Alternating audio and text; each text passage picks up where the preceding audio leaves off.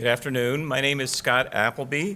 I am the Maryland Keough Dean of the Keough School of Global Affairs, and I am delighted to welcome you all to the first annual, the inaugural Joseph R. Stiglitz Lecture on Inequality and the Good Society. It is fitting to establish such an annual lecture at the Keough School in light of our mission to advance integral human development, a model of human flourishing rooted in the inherent dignity of each person and of every person. In keeping with Catholic social teaching and the principle of the common good, we hasten to add with a preferential option for the poor, which in turn leads us continually to ask, but who are the poor? Economists provide the standard definitions, those whose income falls below what is needed in a particular country to provide the bare minimum for survival in terms of food, shelter, clean drinking water, basic health care, and the like. The requirement of human survival, however, must be reconceptualized in light of the environmental crisis we face, which has become our common existential crisis. Flourishing as a goal almost seems well out of reach for the majority of this struggling planet's inhabitants. If climate change threatens us all, it has its own twisted preferential option for the poor, those who are most vulnerable to famine, drought, extreme weather cascading into one natural disaster after another, and whose number, that is the number of the poor, now increases dramatically year by year. One recognizes that eliminating inequality altogether is neither possible or even desirable, but what is it about inequality in our era? What kinds of inequality? What effects from widening economic gaps between rich and poor, now exacerbated by the environmental crisis? What is it that troubles us or poses a challenge to a school, a university, a society that seeks the common good? Whether we speak of human flourishing or merely human survival, we must ask about economic growth. In the context of our existential crisis, what are the appropriate measures of economic growth? Quote, "What matters is whether growth is sustainable," Professor Stiglitz was one of the first to argue, and whether most citizens see their living standards rise year after year, close quote. Is sustainable and inclusive growth a plausible goal in this context? How can we strive to make it so? Around such questions, a sustained and nuanced debate is underway, and Notre and the Keough School must participate in it through science as well as ethics, economics as well as theological anthropology. Through its new 10-year strategic framework, the University of Notre Dame gives priority in its scholarship, teaching, and outreach to the policy-engaged study of poverty, inequality, and marginalization, both close to home here in South Bend, nationally, and globally. Confronting inequality can make us uncomfortable because it may challenge us personally to face some hard facts about our economic system and who it benefits at the expense of others. But such moral and intellectual discomfort may be just the challenge we all need. Indeed, a commitment to human dignity and integral development challenges us to examine those social structures and systems that explain and sustain the marginalization of the poor, and to pursue policies and practices that would create a more equitable and just world. It is with an eye toward these principles that we felt it was important for us to establish this annual lecture as one powerful reminder each year of our commitment to these values here at the Keough School and at Notre Dame. What better guide can we have in charting our course than the scholar who helped to pioneer and advance the study of inequality, whose new book, The Road to Freedom, reads like a manifesto for integral human development. Dr. Stiglitz has been a powerful voice in this issue for decades, as both an academic and a public servant, a fact he often attributes to his childhood years growing up right down the road in Gary, Indiana, where he actually saw poverty, and therefore knew whereof he spoke when there were debates about it, including people who were debating it who hadn't really experienced it or been close to it. He witnessed the slow transformation of that industrial city. This is why I'm so grateful to him for accepting our invitation to inaugurate this lecture series in his honor, and to our colleague and resident sage, Ray Offenheiser, for bringing his characteristic insight, experience, and moral urgency to the task before us. Ray, I invite you now to introduce our distinguished speaker.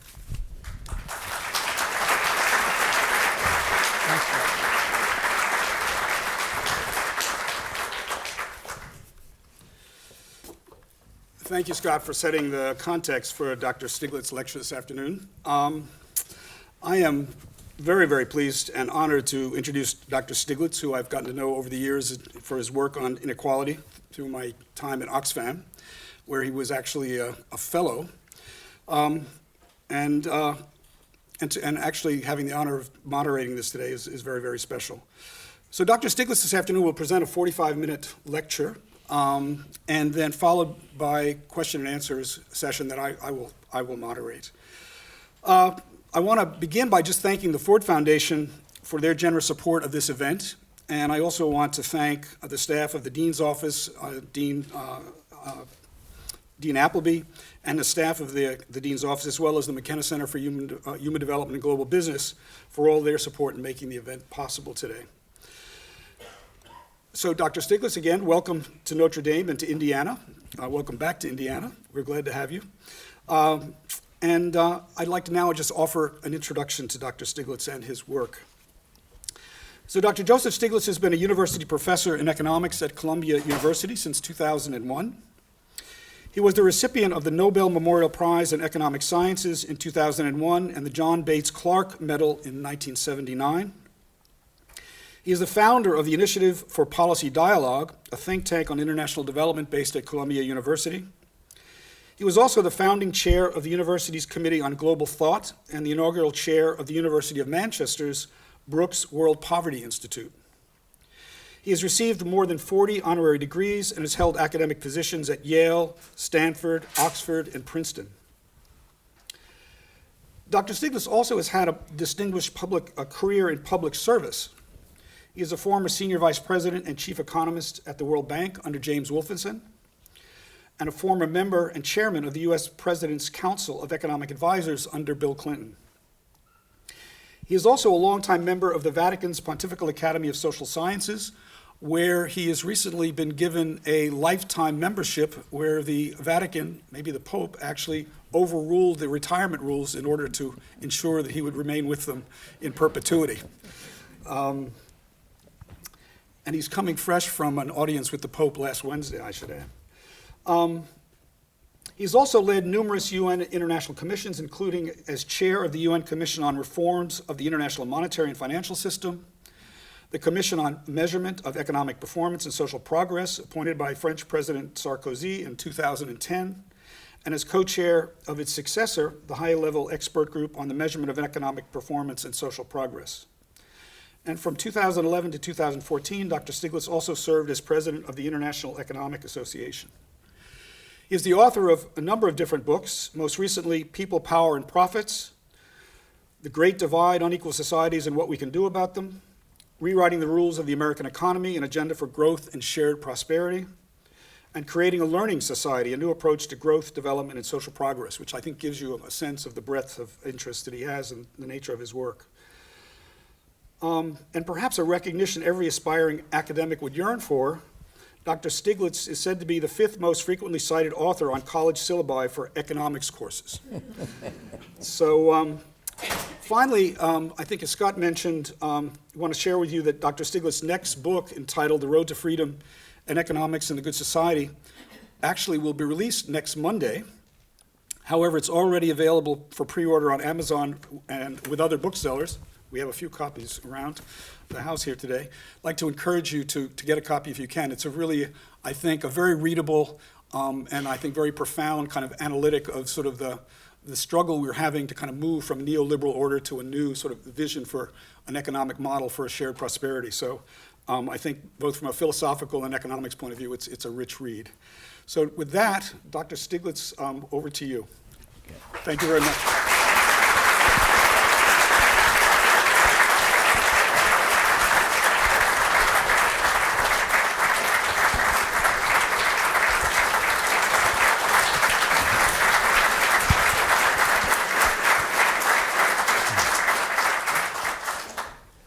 Well, thank you for that introduction, and it is nice to be back in Indiana, even if it's not in the region.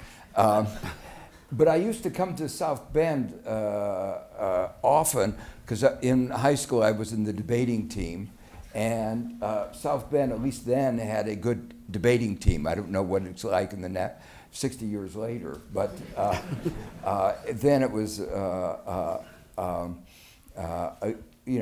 there were a number of places in northern Indiana that we used to travel as a debating team.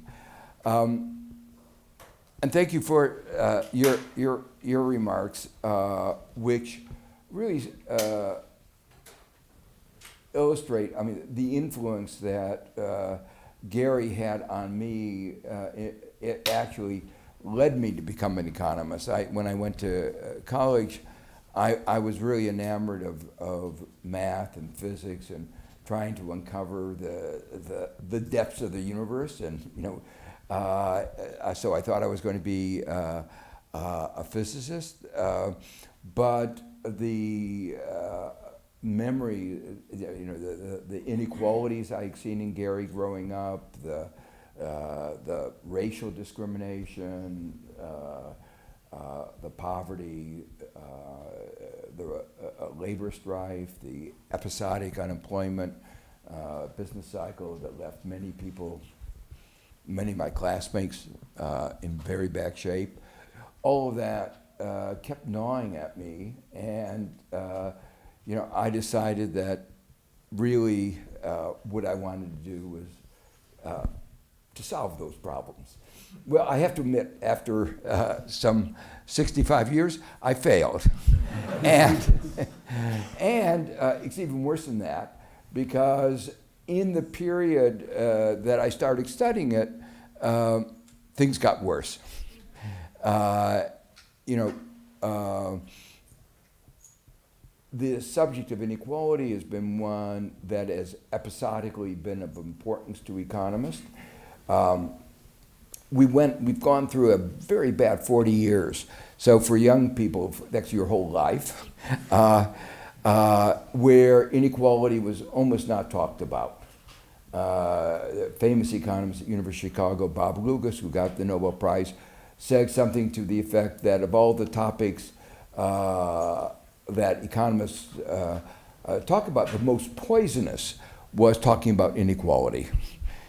So it was not only that they didn't talk about it, they were antithetical. They really didn't want one to even think about it. They thought it really was, you had to give up your union card if you started talking about inequality. But before that, economists like Simon Kuznets, who had gotten the Nobel Prize in economics, had talked about inequality and about how it had increased in the years after the Industrial Revolution and then had started to decrease. So he painted a picture of economic transformation in which, in the beginning, some people pull up faster than others, and that increases inequality. But then the people who are behind catch up, and there's a decrease in inequality. So that was a picture he had. And in some ways, it described what happened in the United States. Inequality did reach very high levels in the end of the 19th century, and again, it hit another peak in 1929, right before the Great Depression. But since then, after that, it came down. But when Keough was writing, which was in the 50s, he didn't realize, and I didn't realize growing up, that that was the golden age of capitalism. That was as good as it got. And things started to reverse. And particularly since the 1980s, inequalities have increased significantly. And they've increased particularly in the United States. So what I want to do this afternoon is talk about the many dimensions of inequality and how they've changed. Talk a little bit about the causes. I mean, I'm not going to be able to answer any of these questions adequately, but I just want to give a sort of an outline, a hint of what is, and then talk about the consequences. And then I want to talk a little bit about, most of what I'm talking about is about inequalities in the United States. The reason I talk about the United States is obviously I know that better than any place else, but also we do inequality better than any place else. It really is one of our strengths. And so anybody wanting to understand inequality needs to study the United States. But I want to then talk about global inequalities and put it in a broader perspective. And finally, I'm going to come trying to put the whole thing into a broader perspective using my new book and talking about freedom and the way that that's related to these issues. So first of all, to begin with the question of the many dimensions of inequality, we obviously begin by talking about income and wealth inequality. It's, in the United States, we have more income and wealth inequality than in any other country, any other advanced country. And it's gotten much worse since 1980, and that really coincides with the era of neoliberalism. And to foreshadow what I'm going to say, I think that has a lot to do with it. Just a couple pictures. The top 1% in the United States has around 20% of all income. And of course that means the bottom doesn't have very much. The top 1/10 of 1% has about 10% of the income. So as you get farther down, you get more and more of this, of numbers that sound really amazing. There's a little debate about the magnitude of wealth inequality, but the general consensus is it's around twice of income inequality. It's in any case, it's much larger than income inequality. So if you think of the top 1% of having 20% of the income, they have 40% of the wealth. And the bottom 50% of Americans have almost no wealth at all. In fact, the bottom have negative wealth. They're in debt. So this just gives a broad picture of the degree of inequality. I'm not going to be able to talk about it, but I'm sure it'll come up in the question. I think things are going to likely get worse, to make you feel better, unless government does something about it, unless we do something about it. Why do I say that? I am very worried. I'm one of the people that are worried about the role of robotization and AI. Some people say, don't worry about technical change. Look at, we created, with the automobile, people, there were people who became unemployed, buggy whips, and we created more jobs in auto repair than we did in the lost jobs. So the point has been, the optimists, the techno-optimists say, don't worry, historically, we've been able to create more jobs with technical change than we've lost. And they were better jobs, and living standards were better, and we created a great middle class in America on the basis of that, the largest middle class anywhere. But there's no inherent reason that technical change would have that impact. And technical change can either augment what we can do, or it can replace what we do. So you can think of it as, we talk about artificial intelligence, we can also think about intelligence assisting, IA. And technical change could be of either form. And what that means, it can either make us more productive. A telescope or a microscope sort of expands what we can see in a way that it makes us more productive. Or it can replace us and make us redundant. And machines are stronger than we are. Computers can do calculations faster than we can. And AI can learn in certain domains faster, more than we can.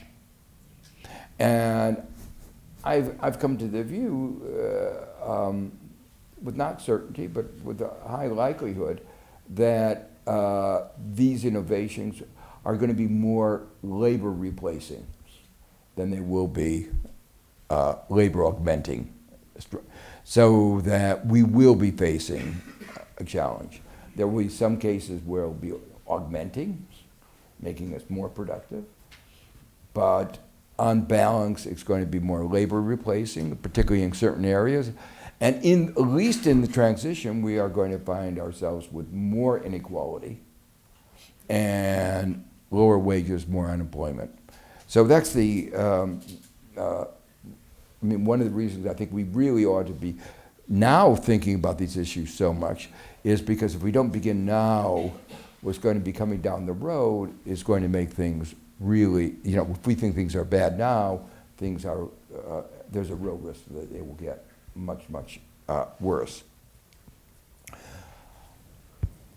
Most of what I'm going to talk about is going to be income and wealth inequality, but I want to just remind you that there are many other dimensions, some of which are very much related to income and wealth inequality, but some of them have a separate dimension. When I was at the World Bank, we did a mass survey of people, interviewed 10,000 people. It's the kind of thing you can only do when you're at the World Bank and you have a lot of resources. And we asked, you might think an obvious question, but we did it in a way, open-ended way, which was, what were the aspects of life that we asked the poor that were the hardest for you? What was, and obviously, if you're interviewing poor people, they're going to say lack of income. There were two other things that they kept talking about over and over again, and one of them was insecurity. that as poor as they were, they recognized things could get worse. And the fact that they could get worse was constantly on their mind. And actually, there's a research which has shown that the fact that that is constantly on their mind impairs their ability to actually move up. You know, if you're always thinking about how to survive, you're less capable of thinking about how to get ahead. And so there's been interesting psychological research that has shown how that can be so debilitating. The third thing that they worried about was the lack of voice. That they didn't have control over their life, their concerns were not being heard. There was inequality, you might say, in political representation. I have to tell a little side story on this. When we did this report, which I thought was not that revolutionary, it expanded, and we embedded some of these ideas in the annual report, which is called, we do a report every year focusing on one issue, and we talked, every 10 years we focused on poverty. We talked about these as important dimensions of poverty. We got a furious pushback from the US Treasury. And this was under President Clinton, a Democrat. And I guess there's no reason for me not to mention the name. It was from Larry Summers.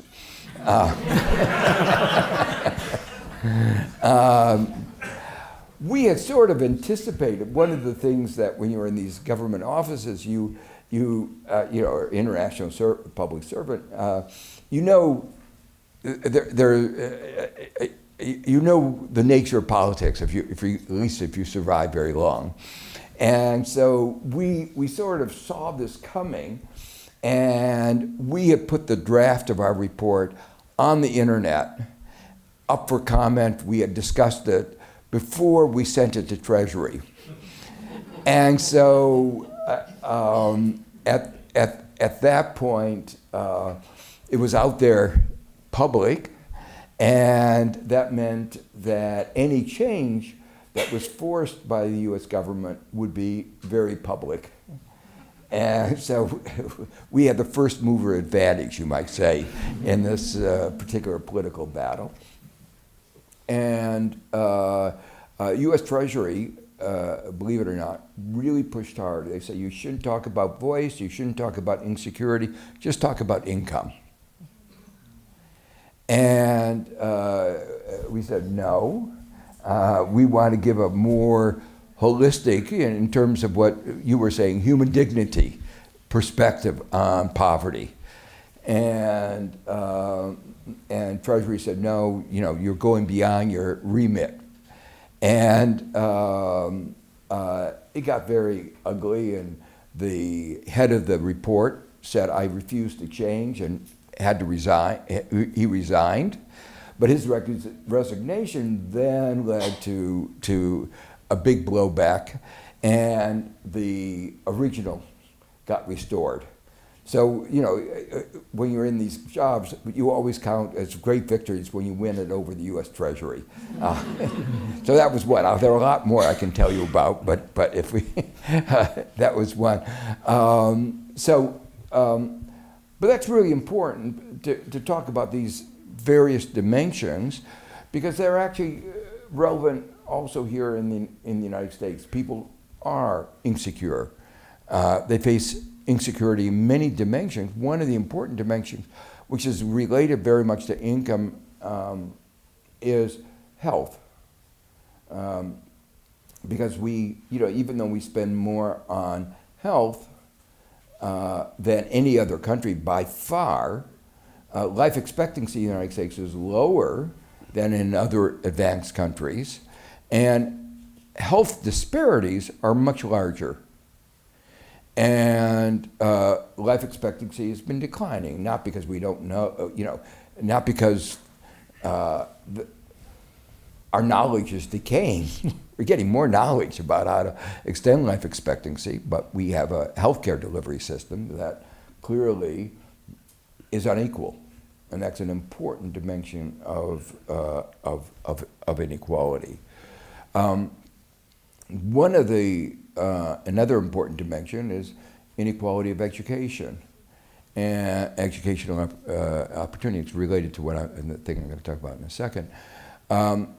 You know, places like Columbia,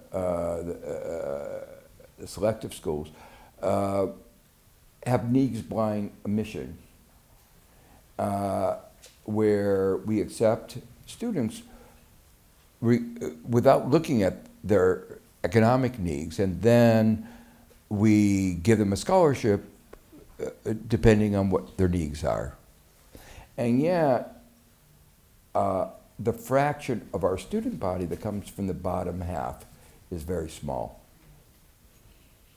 And the reason is that their access to good primary and secondary education is limited, and we've not done, you know, preschool, the whole thing starts very, very early. So we have in our system, a built-in system, our meritocracy, as we, you know, is a system that has perpetuated inequalities.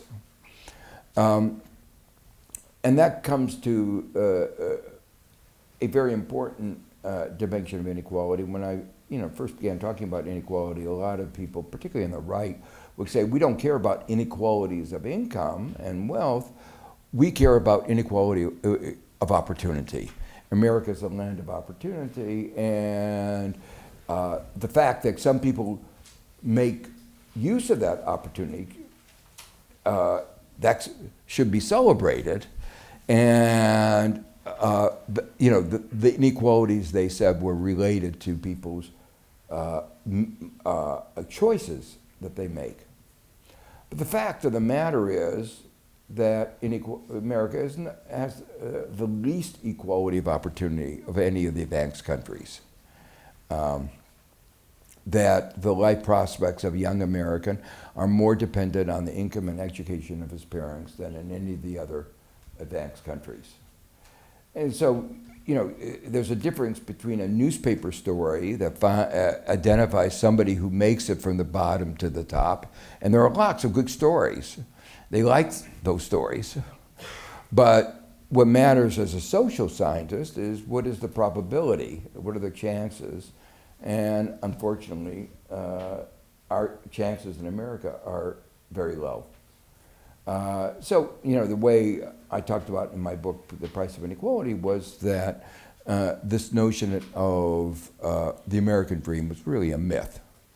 And we feel it strongly as what it should be, and we should strive to achieve it. But as a description of where we are, it's not true, and it's another aspect of our inequality. And then finally, one of the most disturbing aspects of inequality in the United States is the inequality of voice. That America has become, in a way, most open about these inequalities, voter suppression, gerrymandering, the role of money in politics, Supreme Court decisions like the Arizona case and Citizens United, sort of embedded inequalities into our system. And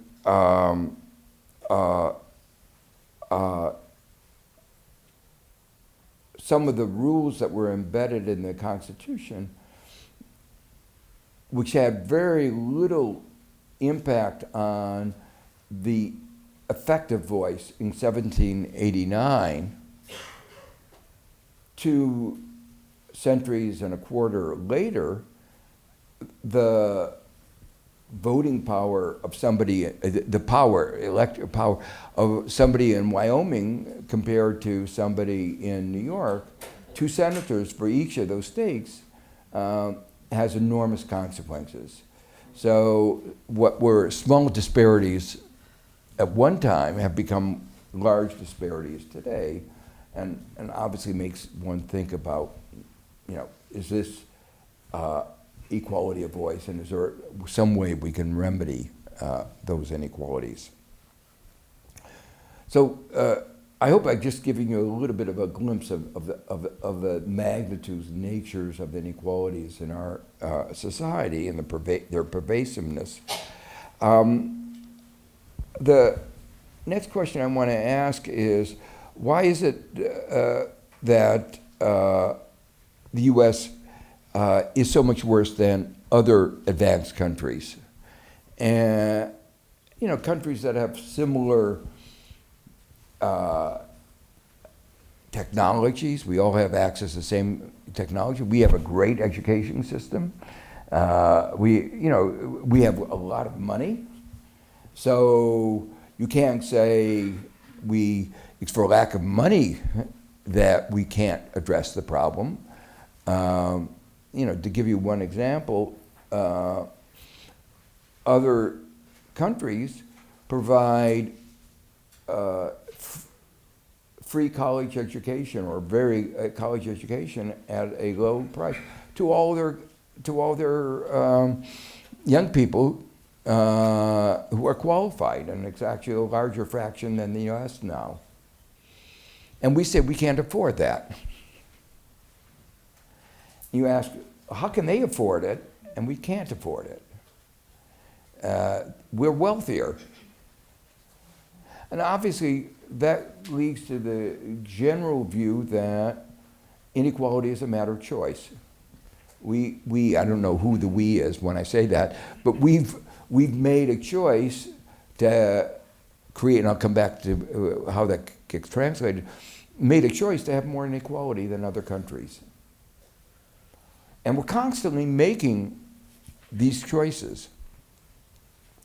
In the American Recovery Act plan that was passed at the beginning of Biden's administration to recover from COVID-19,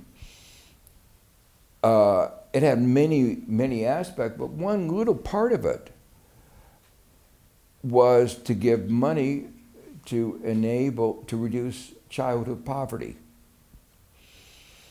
And that one little piece of one bill had the effect of reducing childhood poverty in the United States from about 20% of the children grow up in poverty in the US to 10%, reducing it by 40 or 50% in 1 year. And you can imagine, what the life prospects of a kid who grows up in poverty. Inadequate nutrition, inadequate health, probably lack of access to education. Lots of consequences. So these are investments in our future that we aren't making. So in 1 year, we reduced that poverty rate by 40 to 50, childhood poverty, 40, 50%. Now, a year later, Congress said, no, we want to have a 20% poverty rate among children. They didn't put it that way. But the way they put it is, we're not going to renew that provision that had reduced that poverty. Now, there is a lot of discussion going on in Congress right now. They're regretting that, and they're saying, maybe we can get a bipartisan consensus around this. But so there's a lot of momentum, but we don't know whether it's going to get unstuck or stuck, but it is one of the issues going on right now in Congress. So the way I think about it, when we think about inequality being a choice, there are two buckets of ideas that I think about. The first has to do with the rules that govern our society. Markets don't exist in a vacuum. We structure our markets with rules and regulations. As the dean pointed out, climate is an existential issue. If we have rules that say you can pollute, then you'll have more pollution. If you have rules that say you can't pollute, you'll have less pollution. And so rules matter. Rules matter there, it's pretty obvious, but rules matter for creating inequality. You know, there aren't rules that say we will have more inequality, but there are rules that are in effect saying we will have more inequality. So if you have weak rules for antitrust, for competition policy, or if you don't enforce those rules, you'll get more market power. More market power means more monopoly income, and the monopolies are owned by the people at the top, and you get more inequality. One of the striking things that's happened in the last 40 years is the United States used to have one of the strongest competition policies. We led the world in the end of the 19th century. We broke up Standard Oil. We broke up the cigarette monopoly. We did a lot of strong competition policies. But then the Chicago view, the neoliberal view, was markets are naturally competitive. Now,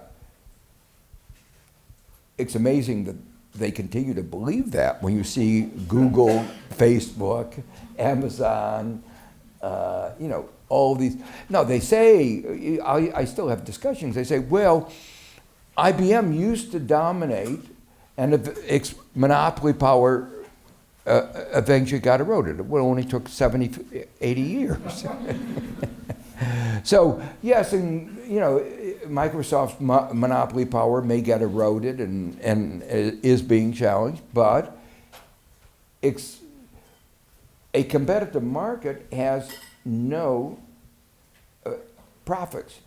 Competition is supposed to drive down basic economics.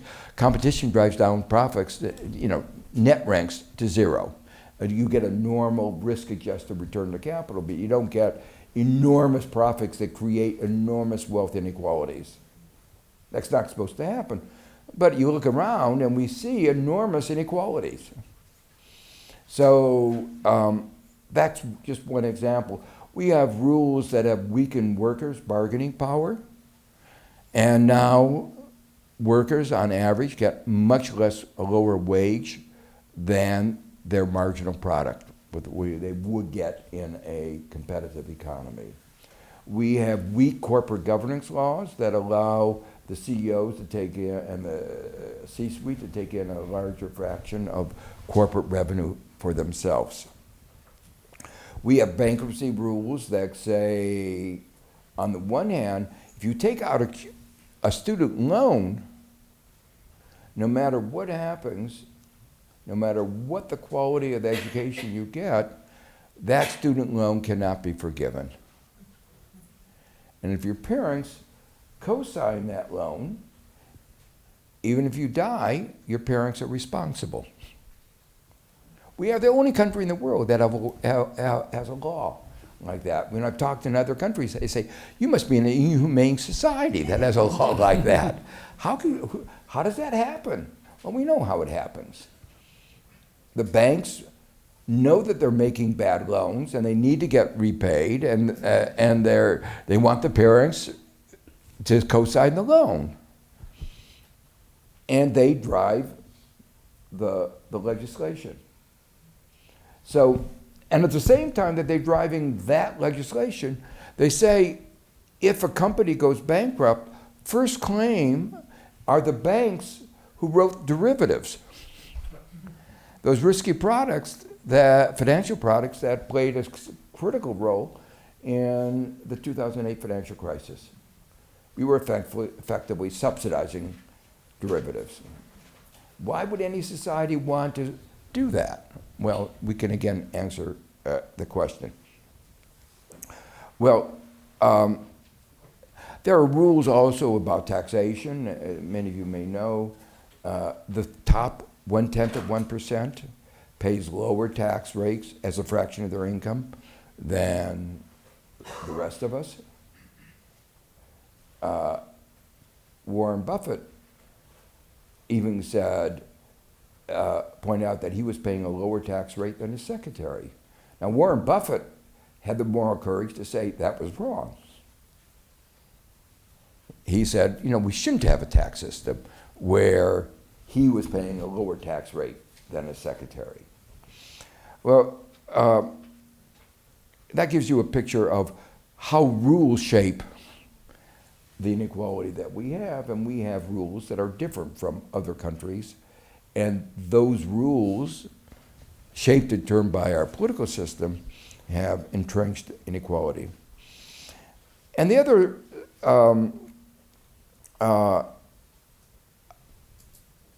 aspect of why America is different, I hinted at it earlier, is the rules themselves are set by a political process.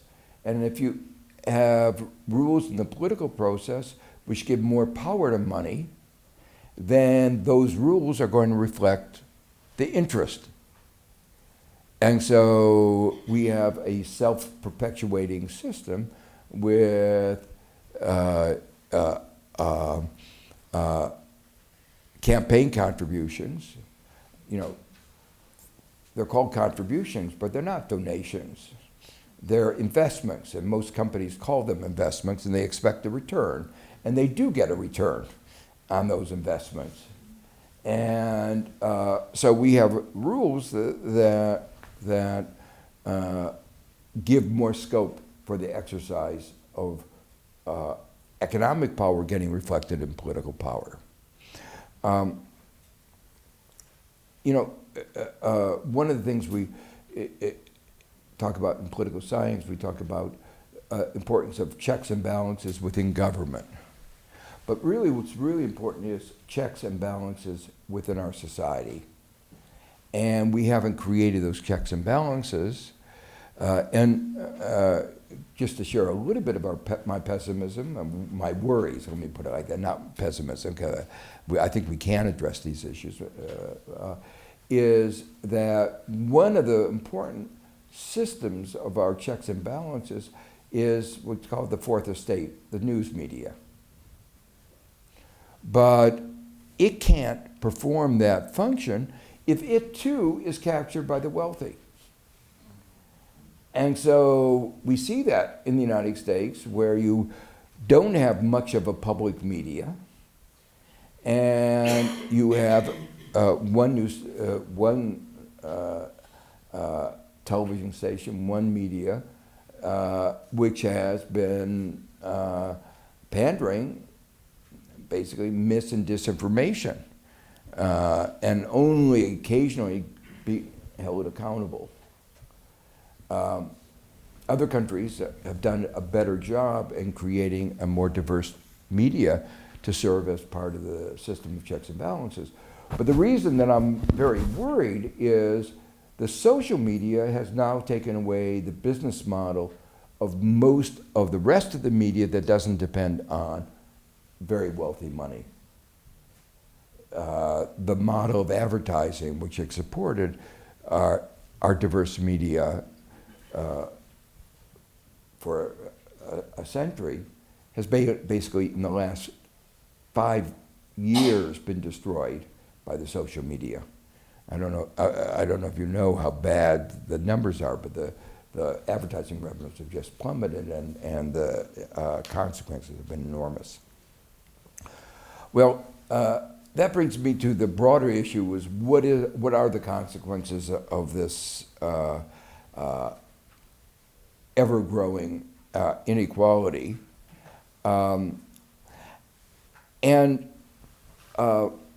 Here, let me focus.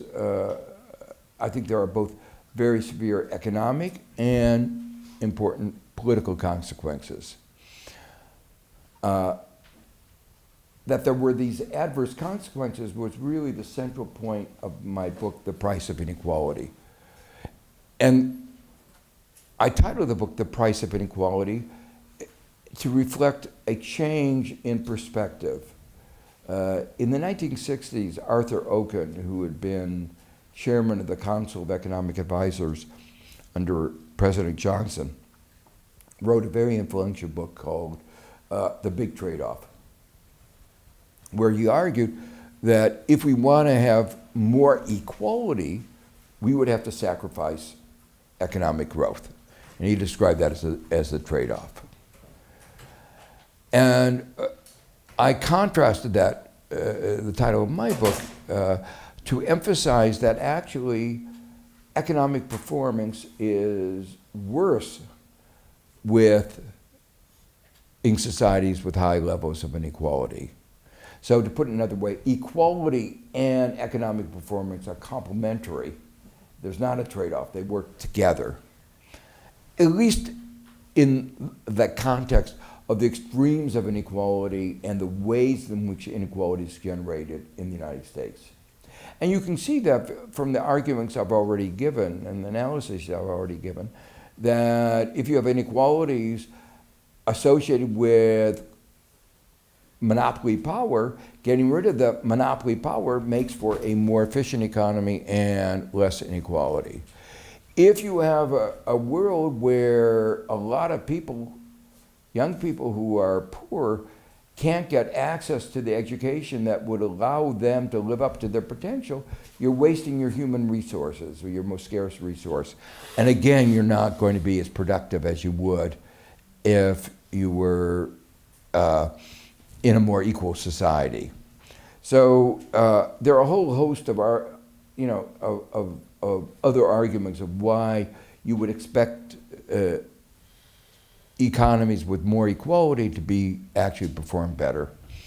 When I wrote that in 2012, it was a somewhat different view, a radical view. But the interesting thing is that in the years that followed, it became mainstream. And so the IMF, which is not a radical organization, has been telling countries that, in fact, they ought to pay attention to their inequality, that only by addressing their inequality would they be able to get a higher growth and more stability. The OECD has said this.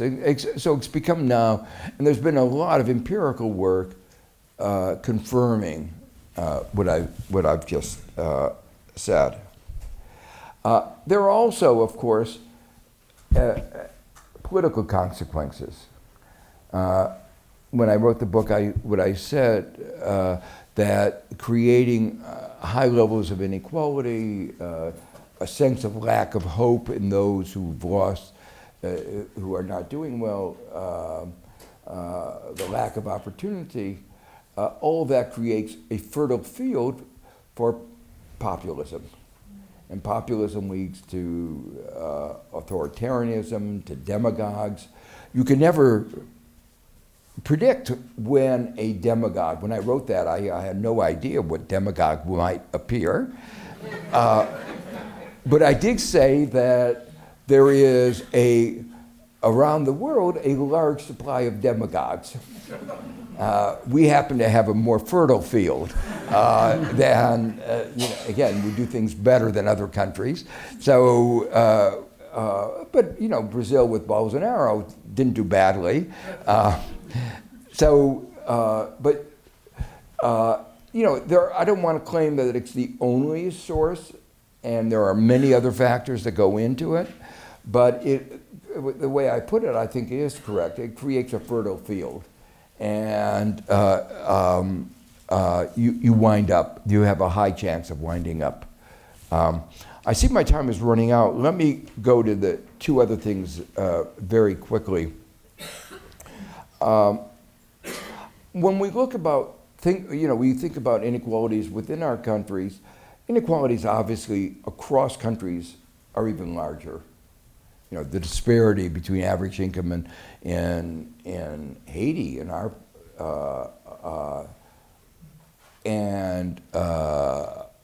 average American or average income in Africa and our income. Just to give you one more statistic, though, when I mentioned Haiti, it reminded me of another statistic that came out that was just mind-boggling. The life expectancy of Native Americans is lower than in any other country in the Western Hemisphere other than Haiti. And it just shows you the inequalities of, within the United States in health. What are some of the sources of the inequalities across countries, and what can be done about it? Well, you mentioned my recent audience with the Pope, and the issue that we were talking about, and that we're planning to have a meeting at the Vatican on, are the problems of debt, the shackles of debt. And many of you may have remembered 25 years ago, there was a moment, was called the Jubilee, when there was debt forgiveness.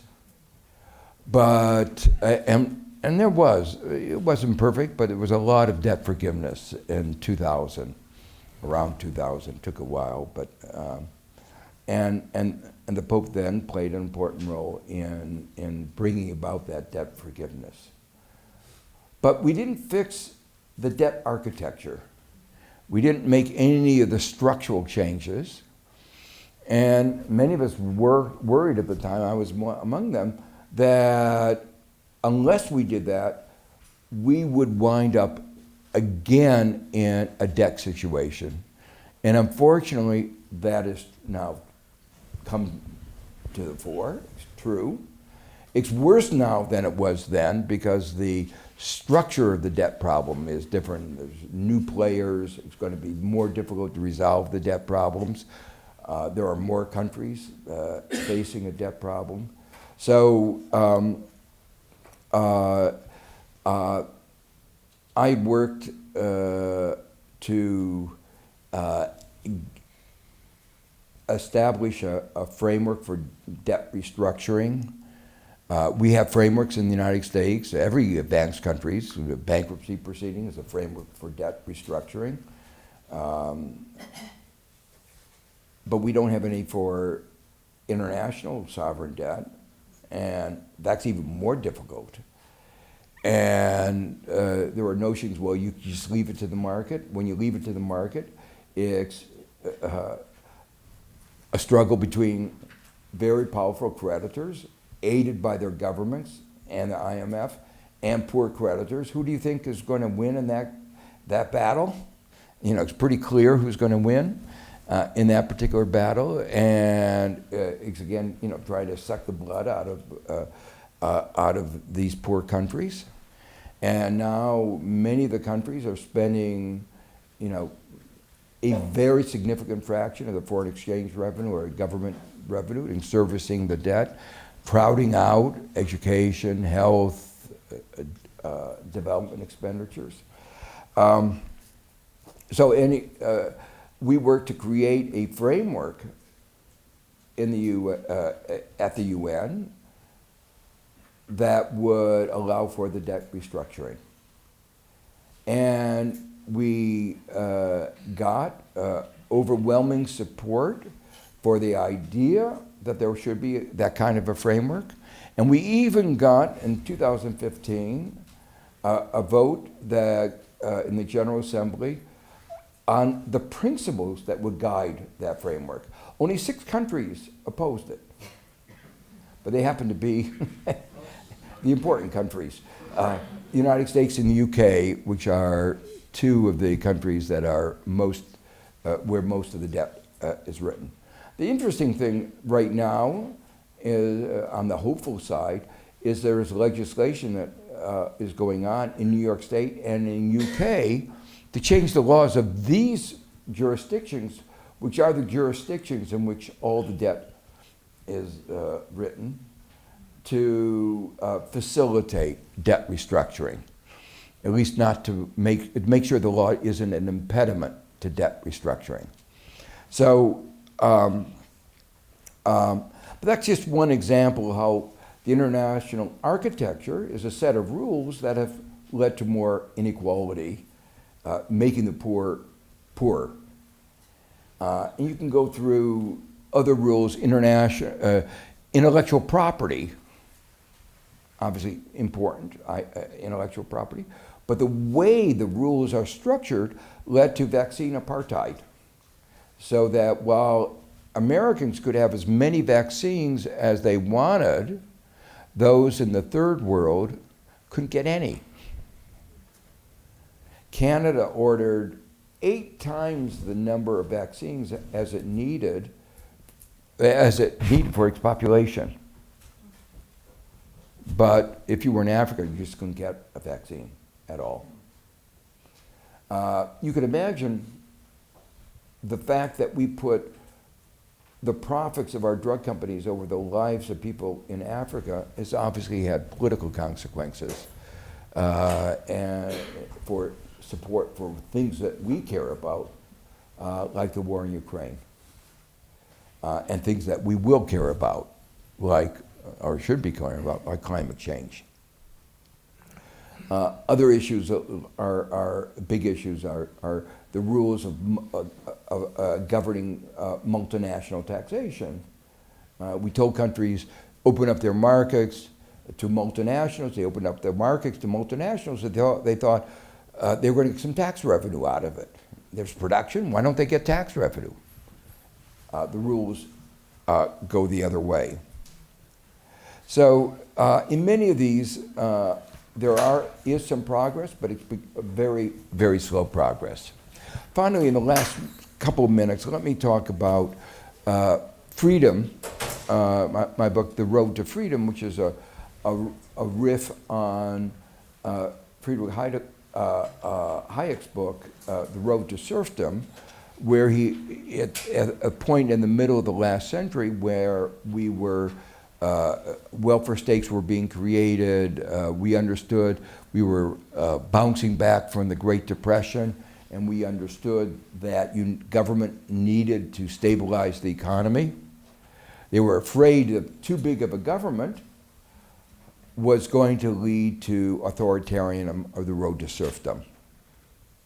And one of the big main points of my book is that you don't see populist authoritarian governments, support for those, in the Scandinavian countries and the countries with strong welfare states. It's not too much government, it's too little government. It's governments that don't address the needs of the people that lead to populism, and populism that leads to authoritarianism. So my view is, the right has tried to trademark the notion of freedom. That there's a Freedom Caucus in the Republican Party, and I've argued that they don't have a correct concept of freedom. Freedom should be about human dignity, about human flourishing, individuals living up to their potential, freedom to do, and freedom from harm, that somebody doesn't harm you. And, like having guns enables people to have mass killings. You don't have mass killings without guns. And, is there any justification for people having something like an automatic gun to kill mass? And you give them the freedom. Their freedom to have that gun is taking away somebody else's freedom. So Isaiah Berlin, who's a famous Oxford philosopher, put it, freedom for the freedom for the wolves is death for the sheep. And that's a more general principle, that there are trade-offs in freedom, and quite often if we think about it, it's clear which is more important, the freedom of the exploiter or the freedom to be exploited. And we rather protect people from being exploited. The Ten Commandments was a set of rules that restricted behavior. Thou shalt not steal. That took away the freedom of the thief. But most of us don't say, oh, that's taking away his freedom. More important is the freedom of those whose wealth would have been stolen. And that's true of every one in our integrated society today. That comes over and over again. The freedom of the banks to do as they will led to the financial crisis, led to our loss of freedom. We had to pay $1 trillion to bail out the banks. Freedom of the banks to exploit us through their credit cards is a loss of our freedom in many, many ways. So, and then I try to articulate the idea that there are many cases where we can have more freedom for everybody by a little restriction. Sounds a little paradoxical, but stoplights are an example. In New York, if you didn't have stoplights, nobody could move. So nobody has the freedom to move. Stoplights are restricting my behavior, my ability to go across a intersection, but it gives us turns. I go and then you go. But by doing that, we all have more freedom. So there are many, many, many examples of this. And neoliberalism, the word neo was new, liberalism was freeing, was sold as unfettered markets, free markets, would lead to the well-being of everybody in society and enhance freedom for everybody and lead to political freedom. That was wrong in every one of the contentions. It didn't lead to efficiency. That my own research showed why that was wrong. It didn't lead really to freedom for everybody. When Milton Friedman went down to work with Pinochet, he wasn't actually supporting a democratic government in Chile, and forced them, to have deregulation of the banks, freeing the banks. What happened? You had what happened in the United States. You had a collapse of the banking system. Took the people of Chile a quarter century to get out of the hole that they had dug. So these are, one has to think about freedom in a broader way, and in a way brings me back to the main theme. We want to have a society that enhances human flourishing, human dignity for everybody. And you can think about the word freedom, or freedom to do, freedom from harm, and that the final part of my book is to try to describe what kind of an economic system does that.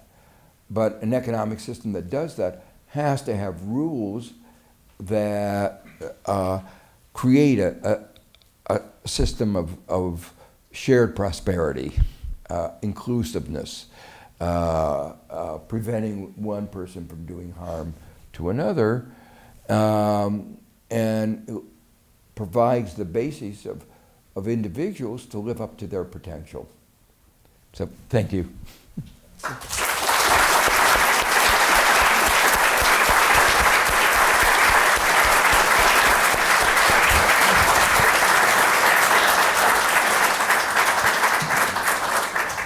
So now we'd like to open it up to all of you and see if there are folks in the audience that might want to pose a question.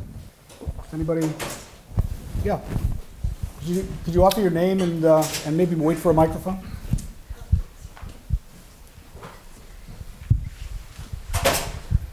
Thank you. Okay. Hi. Thank you so much. This was a great talk. My name is Renee. I'm a Master of Global Affairs student here at the Keough School of Global Affairs. Also, there's a few people in the audience who I TA in Economics of Growth and Development course. And I'm also thinking about further studies in economics in the future. And that being said, I have a lot of frustrations with the discipline of economics. And so I was wondering if you could tell me, from your perspective, what role has the field of economics and economists played in enabling and perpetuating economic injustices? And then what should economists be doing differently? What should we be focusing on innovations in methodology, issues that we should be focusing on to be more part of the solution? Yeah, that's a great question.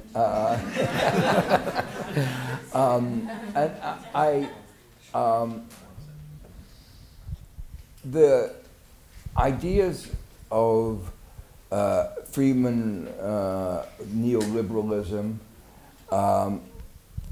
became the dominant set of economic ideas for about 30, 40 years. They had enormous influence in structuring the WTO, the trade agreements. To be honest, I think it was partly they were used by, the arguments of economists were used by special interests who would have used other arguments if economists hadn't helped them. But economists helped them. So I'm not sure we are totally to blame, but we were certainly the instruments of those. We gave an economic framework that was used. That for instance, intellectual property provisions that led to a vaccine apartheid were influenced by that kind of neoliberal perspective. The reason why I would say it's not, well, the complexity of it is that in the period that neoliberalism arose, say beginning with Reagan in 1980, even before that, I and others had shown that all those arguments were wrong. That Adam Smith's invisible hand was invisible because it wasn't there. That the markets were were not in general efficient. The problem wasn't, the problem was that there were so many inefficiencies. You had to focus on what were the most important ones.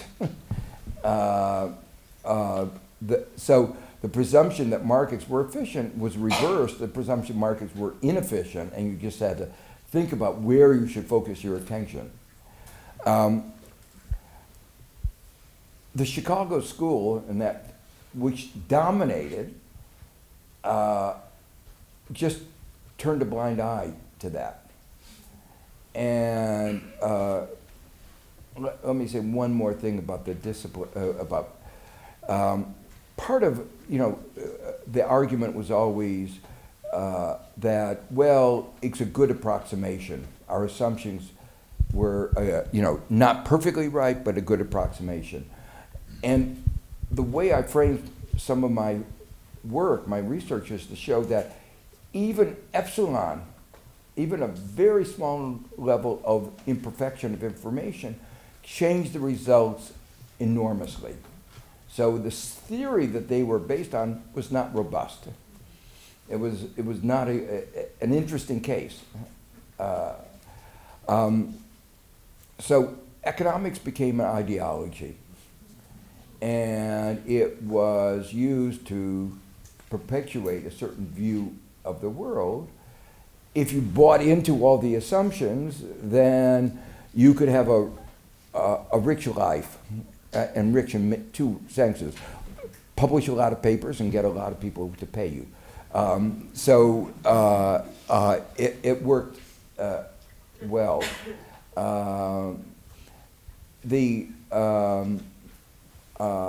And it made economists feel like they knew something that others didn't know, because their arguments were so counterintuitive and so wrong that they felt like they actually knew something because nobody else agreed with them. So that made them feel even better. I think maybe part of the answer is one has to work to break down that insularity, to make them confront more challenges. They lived in a bubble where everybody they talked to agreed with them. And when you live in a bubble like that, you can perpetuate that bubble And so they edit the journals, so they get their papers published, they get the tenured jobs, and they feel good about themselves. So, yeah, changing a discipline in that way is extraordinarily difficult. And, you know, I've been engaged in trying to change that with only mild amount of success. What has happened on the positive, two elements on the positive side. One of them is that today, a large fraction of economists would reject that neoliberalism, but their response is to look on very small questions, random controlled trials, experiments, you know, looking some, and so if they were real neoliberals, they would know the answer. But they say, okay, it's an empirical matter, you know, how do people behave? And this is especially true in behavioral economics, become a very, very big field. And so there's more agnosticism, and that is a good thing. But the negative side of that is very little thinking about how the whole system works together. They don't feel brave enough to challenge the neoliberal, which had a vision of how the whole system operated. And then again, on the somewhat positive side, the IMF today is much more open than it was before. It's partly climate change has moved the issue of externalities to the top of the agenda. And so it used to be externalities were something you covered at the end of the course if you had time, and you never had time. And so, you know, all economists would say, yes, externalities exist, but they were about the bees and the apple orchard and you know, little things like that. They weren't existential like climate or pandemics. And now we know that, or R&D, positive externalities.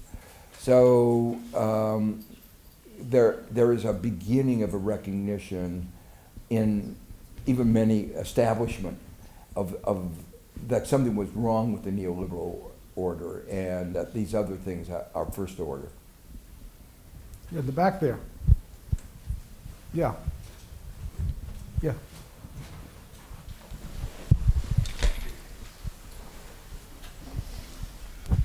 Hi, thank you. I'm Bill Donahue. I work in European Studies in the Keough School. So I was edified and pleased by so much of what you said. But I wanted to ask you about your explanation for populism. You said that one of the factors is inequality. That makes sense. But then you referred to the Scandinavian countries and said it's not a matter of countries where the governments are activist and doing a lot, where populism is on the rise. And yet, it is, actually. In Sweden and in some of the Northern European countries, we're seeing the rise of populist parties. From very low level to, I mean, it's on the rise, but it's not anywhere near the level that it is in the United States and in some other countries. So, and that goes to, and one of the reasons I had that qualification of many other factors. In Sweden, they have gone from a fairly homogeneous society to a country where something like 20% of the population are immigrants, you know, and they opened up themselves to Iraqi immigrants during our war in Iraq. We didn't take very many. They took a lot more of Iraqi refugees, and the cultural differences were very great. They didn't succeed in integrating them well into their society, and so there have been crime rates have gone up. So that's been a particular issue that's similar to that in the United States, the immigration. But in a way, their immigration problem is very different in that it's a real going from a homogeneous society to somebody very diverse, where we've always been diverse. And we shouldn't be having the problems that are, we could have done a better job of integrating, I think, the immigrants. Yeah. You have a microphone there? Hi, Alex Bacon, Research Associate with the Lab for Economic Opportunities, so Economist.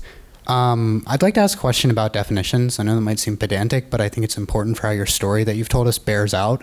The first of them is, can you tell us your working definition of neoliberalism? And then the second one is, how are you defining inequality, and how does that relate to social mobility? Because inequality has grown, so like 1% versus the top of the income distribution, the amount of income is very different. But like social mobility, your percentile where you're born versus your parents' percentile, according to like Raj Chetty, that hasn't changed since the 1970s. So I just like I would like you to speak to those points. Yeah. On neoliberalism, all I meant, it was the broad view that by reducing regulations, lowering taxes,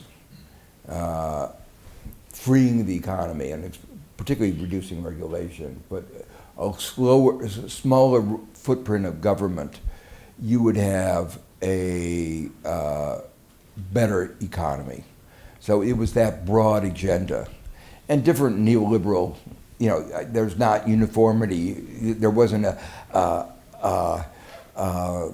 a single authority that said you are or you're not neoliberals. There are diversity within any school of thought, but it was that particular set of ideas that were motivated by the belief that competitive markets, two key beliefs, that competitive markets are efficient, Pareto efficient, and that markets are naturally on their own competitive. And that neither of those statements are, I think, generally true. So that's on the second question, there are many measures of all of these variables, inequality, opportunity, and when I deliberately didn't give very many statistics. They're mostly very highly correlated, but almost every one of the numbers, there's been a literature that challenges it, and that's what economists do. So, for instance, I'll give you one example. There are some people who say inequality has not grown as much as I've claimed once you include Medicaid. Government expenditures for Medicaid have grown enormously over a span, 25 years. And if you include those expenditures, inequality, which go to the people at the bottom, and you include that in their income, inequality has not increased as much as the numbers I might have given otherwise, okay? Well, why have healthcare expenditures gone up, Medicaid? Because the price of healthcare has gone up. Medicaid expenditures have not even kept up with the price of healthcare. So that means that even though they're getting more spending, what they're getting in healthcare has actually gone down. How can that give a picture of a greater equality? It's actually a picture of greater inequality once you start parsing it out into the various components. Chetty,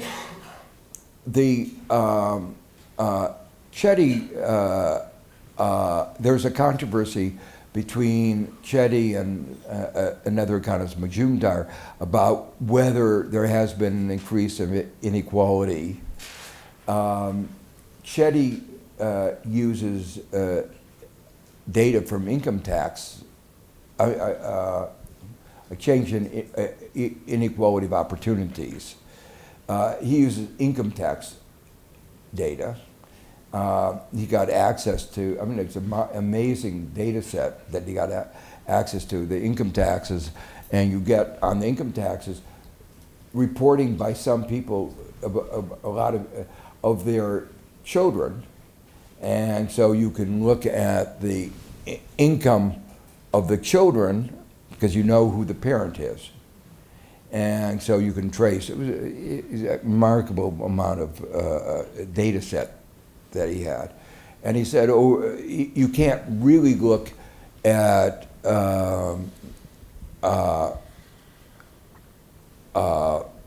you know, you could only look at, because you only have it for a small period of time. Over that small period of time, he claims there's not been a decrease in equality of opportunity.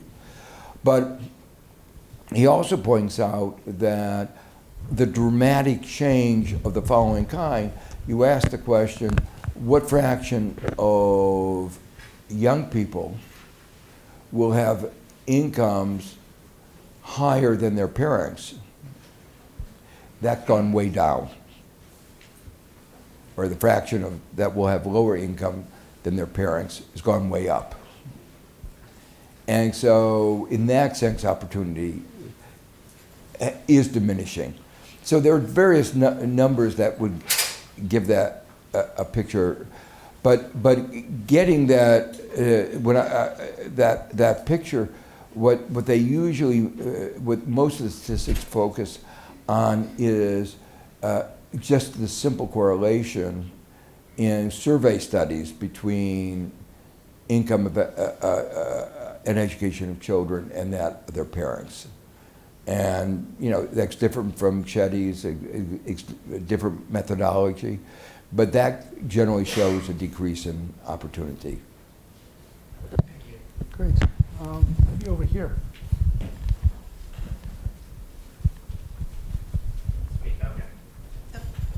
Yeah, that's fine. Thank you. Thanks for being here. I'm going to look down because I prepared my question on my phone.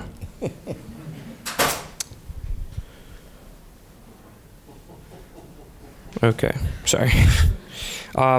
Again, thanks for being here. So your talk has made it abundantly clear that the rules in our society are increasing income inequality and that government should make more antitrust laws and regulate more. You also mentioned that our rules are at the mercy and manufactured to, at the mercy of those who have money and manufactured to increase the wealth of the wealthy in perpetuity. If the government is compromised in this way, do you think that a truly autonomous entity or individual people, especially individuals without income insecurity who have more of a say in where their money goes, can they promote sustainable development by educating themselves and making the right choices with how to spend their money, essentially not being profited off of by the largest corporations, but diverting enough capital in some into companies that instead promote sustainable development and reduce income inequality basically enough to save the world? Yeah, that's a great question. I think first that if we are really going to solve these problems, we have to have it has to be done by government. That we have to have enough citizen engagement to change, overcome, and I think one can overcome the power of money if enough people, you know, we're still a democracy, and that if people get activated enough that things can change. And it happened at the end of the 19th century when you had what was called then the era of progressivism. And we had child labor laws, we eventually got minimum wages. You know, we got a big societal transformation has happened before and overcame these political forces. Whether that can happen now or not is obviously an open question because we haven't done it. But I think I would like to be optimistic that we could. Now, I do think that individual actions can obviously make a difference, particularly when they become movements.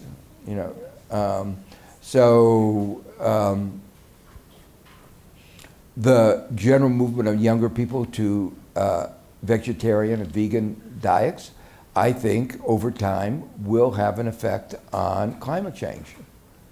It is a significant fraction of emissions is related to that, and if patterns of consumption change, norms change, that will make a difference.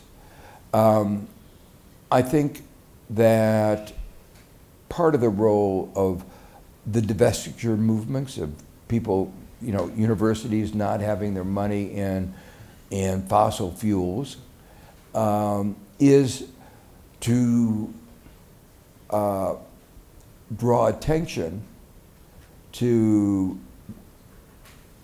the broader issue of investments in fossil fuel. In general, the money that an individual is not going to make that much difference, and other people will move their money in other ways. Do you follow me? That is not itself, but if major universities, major endowments say we're not going to put our money in fossil fuels, companies start thinking, this is the wave of the future. Do we want to have our money in the wave of the past? And so I think that can have a very big effect. Great. I think we're at time, regrettably. I want to thank you all for coming. I think it's been a very dynamic sort of conversation that we've been having. I appreciate the questions and your presence here today. And I want to thank Dr. Stiglitz for spending an entire day with us here. And for coming.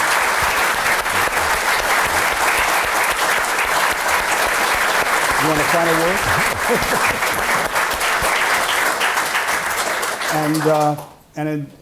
This is an inaugural lecture, so expect to hear more from the Keough School on inequality in the future, and hopefully we'll be able to sponsor other events of this character. So again, thank you all for coming very, very much. Good.